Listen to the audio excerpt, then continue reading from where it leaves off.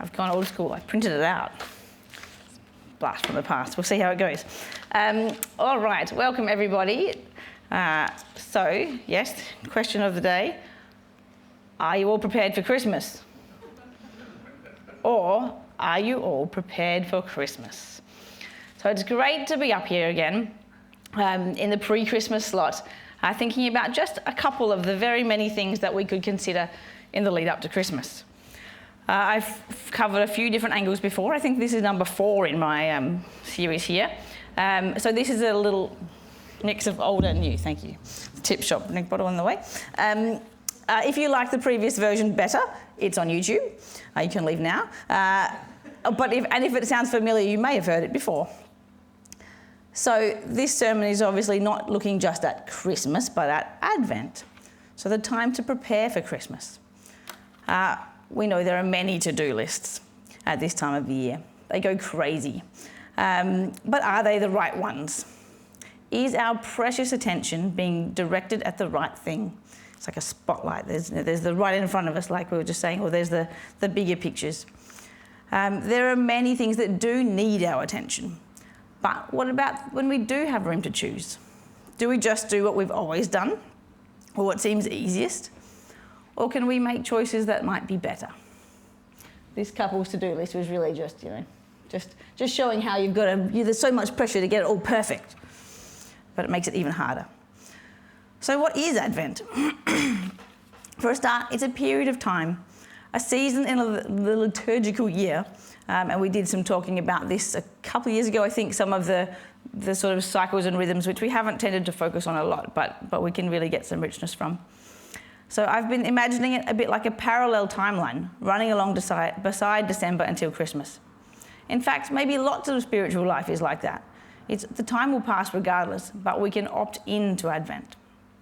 Happily for us, as distractible and busy human beings with short memories, our church life has this rhythm of reminders. We remind ourselves about Jesus' death with communion each week, and in a fuller sense with Easter. And we remind ourselves at Advent to welcome God in. Without care, Advent could pass you by as you get caught up in the rest of the Christmas festivities. And this is not to say that the majority of things are not lovely or even important. I heard a story about a lady who had always loved Christmas until she became a Christian. Then she felt like it was ruined for her. Her new need to be countercultural and anti-consumerist meant that she was wondering what was even left. Clearly, the answer is not to decline all invitations, give no presents, denounce festivities, but we need to keep oriented and opt into the fullness of Advent. We need to choose carefully from the array of traditions and the many offerings that surround us at Christmas. You could perhaps sum up much of Advent, or in fact Jesus' whole story, with John 1:5. That light shines in the darkness, and yet the darkness did not overcome it. Even amidst the great deal of darkness in the world, the light of Jesus shines bright. He who experienced all the darkness, even death itself, and was not overcome, now dwells in us as God's Spirit. The season of Advent in the Christian calendar anticipates the coming of Christ from 3 different perspectives: then, now, and not yet. We remember the physical nativity in Bethlehem. We see all these nativity sets. There's so many beautiful ones. We are reminded about welcoming Christ into the heart of the believer, into each of us now. And we can look forward again to the second coming, when Jesus is promised to return again.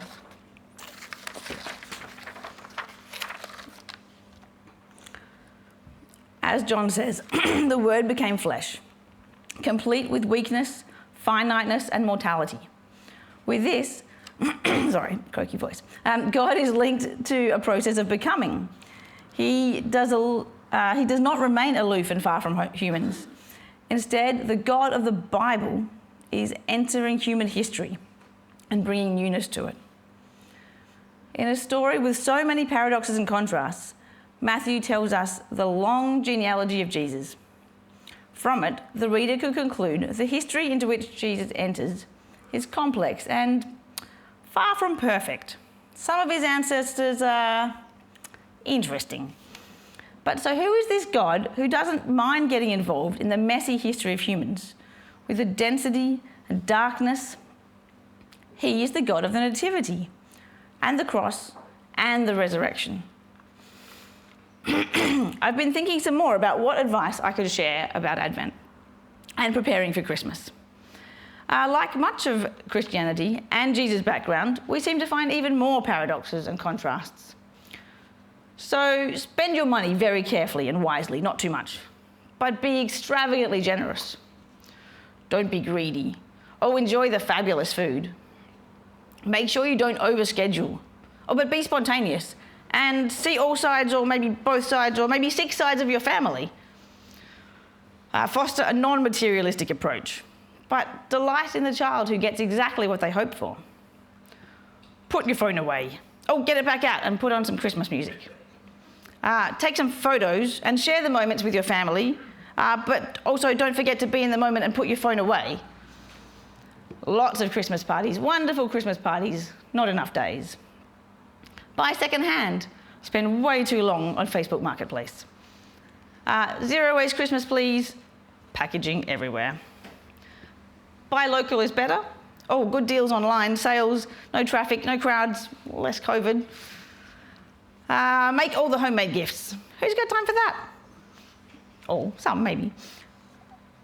It's all about the presents. Oh, no, it's not all about the presents. No, it's all about the birth of Christ. Simple, yeah? In fact, God's plan has always been full of contrasts and reversals and upheavals.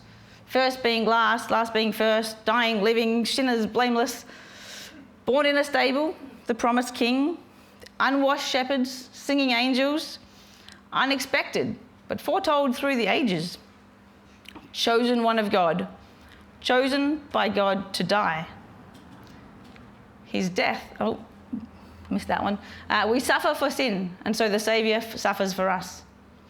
His death, the worst thing that ever happened in the world, the best thing that ever happened in the world. We break promises. God keeps his. We run from God, and he comes to us. Things fall apart so they can come together. God kicks his own people out of paradise and then does whatever he can to bring them back again, or whatever it takes. The firstborn of all creation became last, and humanity's life was found in God's own losing. It would seem to me, at least, that God sort of has a preference for paradox. This sort of either or. God will just choose and. Paradox is, of course, the way we can reckon not just with our own nature, but with God's. He is immanent and transcendent, merciful and just, mysterious and knowable. And in the person of Jesus Christ, the great I am became the great I and, not modering his godhood or his humanity, but clothing himself in what seems to be contradiction.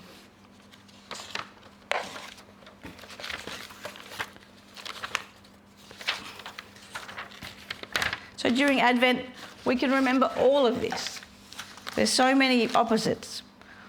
We remember the part of God's big story, where after all the prophets, the judges, the kings, what seemed like silence from God, a baby arrives. Oh, hang on. We'll go to that one. Sorry. Stay there. A baby was born. The Son of God. Promises are fulfilled. Many are perplexed and surprised. Fast forward, and he willingly allows not his will, but God's will to be done as he dies on the cross. But he couldn't stay dead because death has no claim on him. And God would not let him stay in the tomb. So on the third day, God raised him from the dead. That is the sequence that is about to be remembered. That playing out of God's epic rescue scene for humanity. That is why there's so much to celebrate at Christmas. Some of that whole sort of narrative is shared really beautifully in this book, also in the Bible, but this is where I've taken those pictures from, and it's quite lovely. We know there'll be some hard stuff ahead. The soundtrack will get tense. The lights will dim, and in just a few months, we skip ahead to the best and worst of the story, where our Saviour Jesus is put to death. But first, he arrives as a beautiful baby. And who doesn't love a baby and a party? So, on a whistle-stop tour of some Advent sermons gone by, you might remember this. This is from the Advent Conspiracy. It's got worship fully, spend less, give more, and love all. I shared ways to limit spending, or at least the accumulation of stuff. Second-hand gifting, experiences, fair trade, homemade, offering your time as a gift, setting limits on amounts of spending, swapping items that you no longer need to be gifts for others by donating or an informal exchange. Ways to give of our time. The buy someone a goat-style gifts. Look, there are pros and cons, but they definitely go to a good home, not an unwanted gift.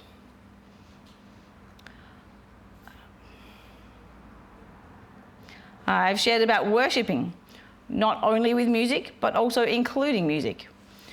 We can opt into some of the better Christmas music, and you can find this is the Advent Conspiracy playlist on Spotify. There's lots of good music. There's lots of horrendous Christmas music.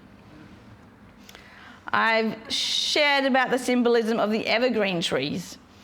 I've highlighted ways to follow the Jesse tree tradition with readings and decorations. You can print your own, or you can follow on in a beautiful book like this one. This is Unwrapping the Greatest Gift, currently on sale at Coorong with everything else.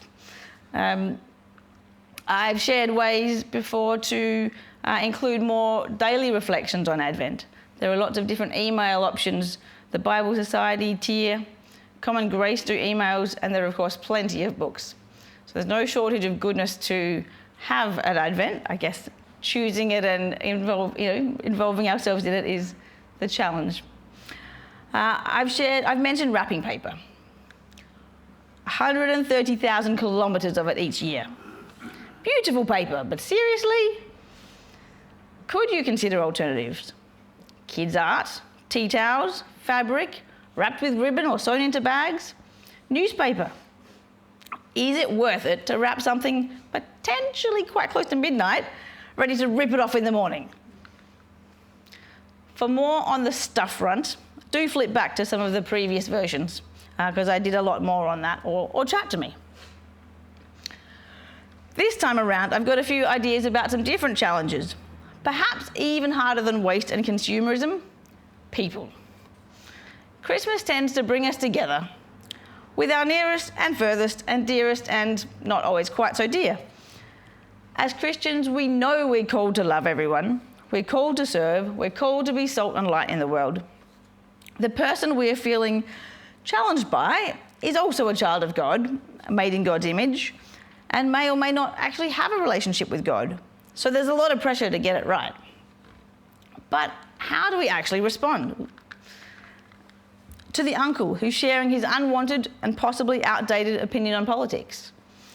To the cousin who just didn't help at all in Christmas preparations. To the child who won't eat any of the proper food at Christmas lunch.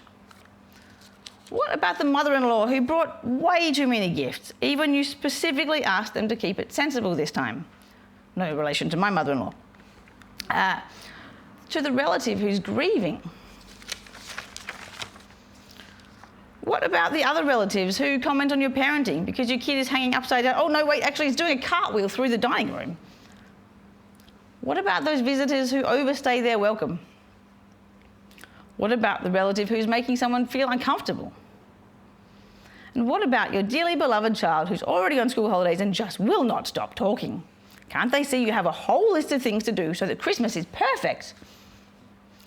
There are so many things to balance. There is extra pressure at Christmas. Sometimes people they have to play happy families when sometimes they are and sometimes they aren't. And of course, there is lots of chances for wonderful memories to be shared and happy times together. I don't want you to think I'm too cynical. There are so many opportunities for us to show love and show grace, and opportunities for us to be driven to desperation, despair, and hopefully not drinking. So what can we actually do? Probably a number of things, some of which will include not doing things. We can plan ahead. Do we need to take a break after travelling before a big event? Which things will be harder? Should they be shorter? Should they be moved to a park? How can we help the kids enjoy things without being over it before they even arrive? Should we limit the alcohol? Should we skip the turkey? How can loads be lightened and demands be reduced? Should we alternate meeting up each year? For us, seeing all three families on Christmas Day is possible but uncomfortable. Planning ahead or taking turns can work. How can we help the kids to be kind to great aunt what's her name, who smells a little funny? Or what is a good response to, gosh, look how you've grown, as a greeting, which I tend to find is a hard way to start a conversation. Questions work a little better. And yes, that one is a quote from my grandmother. We can explain to kids that in fact their great-grandmothers, two in our case, have dementia and are forgetful, but we can still be kind, and they do love them, and they're still an important part of our family. Do we find ourselves snapping because in fact there were too many things to do and not enough time, and now the jolly thing is burnt or we forgot the cream? If that happened last year, what can be simpler this year? Hopefully, we will experience lots of the love and joy and comfort of being with our families. Some might need to choose their own makeshift family, and I hope that church can be part of that. And sometimes that is wonderful. Other times it might be useful to have something to respond with. It's a bit small, sorry. Aunt Betsy, I want you to know that when you judge my child, it makes him feel bad. He's doing his best. It would be more helpful if you could ignore the behaviour or maybe talk about it with me privately. Or, Uncle Fred, I know you're used to eating quietly at the dinner table, and my children are rather noisy. They're just bubbly. What would help? Shall we put them at a different table? You might like to speak with your partner, hopefully before things are out of hand. What can I do to help you feel more comfortable and at ease while we have extra visitors staying?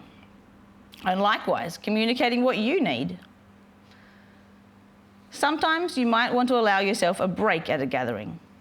Outside, in another room, say a prayer, take deep breaths, recite a little phrase. May I be peaceful, may I be kind, may I be calm, anything. Or you just might need to dig up a little extra patience. For many, unfamiliar situations, change in routine, late nights, high levels of anticipation, it's just more than some kids and some adults can take in their stride. There are so many scenarios and so many solutions. We can show grace, we can be kind, we can be clear, we can say yes, and we can say no. We have Jesus' example, but it can be hard to feel. It can be hard to know how that actually applies to our tricky family situations. But Jesus listens, he loves, he retreats, he stands up for people with no voice, and he doesn't do all the things. As well as the people around us, there's one more person to think about: us. And we are, in fact, or might seem obvious, the person we can most influence. I've borrowed some ideas, next couple of ideas from a local friend you might know, Amy Imms, who's a Christian and a doctor and an expert on burnout. Again, no kickbacks, but I do have there's a nice little book if you ever feel it's something you want to follow more up about. She reminds us to set clear boundaries, create space, and to build in connection and accountability. So what do clear boundaries mean? Again, you don't have to say yes to everything that people ask you to or invite you to. You definitely do not have to accept being treated poorly just because it's your friend, your family, your colleague, or your boss. I think the skills of identifying where the boundary is being pushed or what needs changing, and confidently and assertively citing your needs is really critical, but not really taught. Especially in the Christian upbringing, we can have a lot of shoulds. And they're good, but love others, be kind, be generous, stick to your word. And these are really good things. But we are human. We do need to take care of ourselves. We don't have endless time and energy. We all have extra demands in one way or another. Harking back to a relationship sermon from long ago, I statements are always a winner. I feel overwhelmed. I feel I'm the one doing all the planning and I need some help. I'm really needing to concentrate on proofreading my sermon and I do not want to hear another knock-knock joke. Direct quote. So this is especially the case as you are the one that has to make the boundaries. You actually don't get to make another person's choice for them, but you do get to make your own. So, just for an example, you can't talk to me like that is not a boundary. If you talk to me like that, I will hang up the phone or walk away is. You can't buy that for my child is not a boundary. I'll donate it if you do, might be. Look, it gets really tricky to get it right, but I think there are ways that we can do more to be clear, to communicate well, to help all of us manage this wonderful time. Families all do things differently, but maybe you can have some different conversations. Naturally, I could expand on all of this, but it's less Christmassy than some parts. Be assured that Jesus himself set boundaries. He didn't do every good thing that he might have seen the need for, apart from the ultimate thing of dying. He did miracles and he retreated. He didn't heal everyone. He didn't answer every question. And he met with his close and supportive followers, even while there was more work to be done. So we know that for many of us, life is full. This is particularly so if you have kids at home. That brings some wonderful combination of work, kids, study, housework, errands, appointments, paying bills, and barely pausing to take a breath. We cannot function at full pace all the time. And then we cut corners and don't get enough sleep. So how can we create some space all the time, but particularly looking at this month? Are there things we should cancel or postpone? Or how do we take the spaces that we can? It's surprising how restful even a few minutes well spent can be. So what might you do for a mini pause? Sit in the garden, pray, draw, have a quiet cup of tea, take some deep breaths, meditate, write a gratitude list, read a book, listen to music, look at some art, so many more. And these things, taking time to pause, can stem the onslaught of buy, go, party. I'm certainly one to thrive in a certain way from filling days with wonderful things, but the need to pause and slow down for myself and my family is gradually dawning on me. It's these times, I think, we remember we actually don't want a house full of things. We didn't want to spend all the money. It's not about that. It helps us reset what we're really hoping for. There are lots of resources, of course, that can help your mind and body relax. They can be used as or of course, you can bring a sense of God to them. No doubt there are Christian versions. This was just a quick little picture I grabbed from a resource I often share. We can opt into Advent, and we can opt out of the silly season. We want to do more than survive. We want to opt into the richness of Advent, preparing our hearts for God to arrive all over again this year. So some practical steps that I'm hoping to manage this year. Actually, finish shopping for the things that I must buy earlier, so I'm not left feeling for weeks that there's this constant list of things to buy. We may have dashed out last year on the last day of school to buy the teacher card that we'd been planning all along. It just hadn't happened yet. So hopefully less mad rushes, a little more completeness, can put away the shopping list. And in fact, I suspect actually that being finished in a more planned way will mean less panicked buying of a random thing because I forgot to buy it, or did I actually forget that I already bought it? And I don't know. Maybe that's news only to me. I hope that we can make some gifts. Happily, my dad's annual request is lemon curd. We will do annual gingerbread cook decorating with friends. We will choose some gifts that are secondhand. We will limit family gifts with Secret Santa. We will dip into some Advent devotionals and books that follow the Jesse Tree story. I have subscribed to the Common Grace emails and look forward to reading, at least some of them. We will make a donation to charity we choose and put the envelope in our Christmas tree to open first. That's the envelope. I will continue conversations about how to choose a better Christmas. We will help the kids donate something that they're finished with. And I'll keep making space to sit quietly in the garden and reflect on all of this and more. So all of these ideas, I hope, are more like the beginning of a one-sided conversation. Keep it going. See what works for you. None of this is a set of rules. I hope it's more like a reminder of things that you probably know, but can get drowned out by everything right in front of you. This should feel like a relief, not a burden. This is good news. We might like to try out different ideas with curiosity and playfulness. We might experience Advent and December differently, with some of the stress and excess lifted. And in doing so, maybe we'll have more time, money, space, and energy to share the love of God with those sharing the planet with us. Thank you. I'll pray. Heavenly Father, thank you for this wonderful story, this time with rich of so many symbols, so many ways for us to remember the amazing things that you've done for us. Please help us to do the things that we need to do. Help us to finish them and to step back and remember the bigger picture. Help us to enjoy the moments with our family. Help us to keep ourselves safe and rested. And help us overall to remember what it really means. Amen.